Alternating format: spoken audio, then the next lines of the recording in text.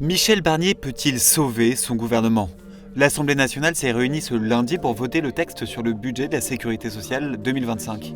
Michel Barnier a pris la décision de déclencher l'article 49.3 de la Constitution qui lui permet de faire adopter le texte sans passer par le vote de l'Assemblée. Mais le Premier ministre est désormais sous la menace de la motion de censure annoncée par la gauche et donc de la chute de son gouvernement. Pour le sauver, Michel Barnier doit absolument convaincre les députés du Nouveau Front Populaire ou ceux du Rassemblement National à ne pas voter cette motion de censure.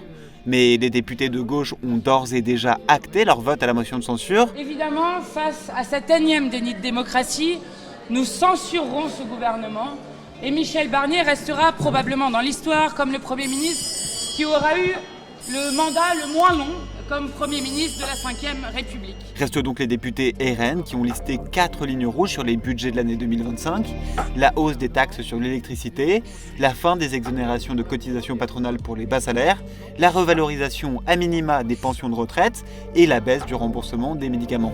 Michel Barnier est déjà revenu sur 3 de ces mesures.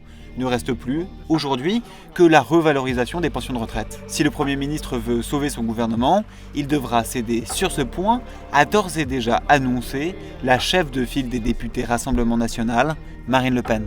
Nous avons donc déposé un amendement sur le renoncement à la désindexation des retraites, à charge pour le gouvernement de l'accepter ou de ne pas l'accepter.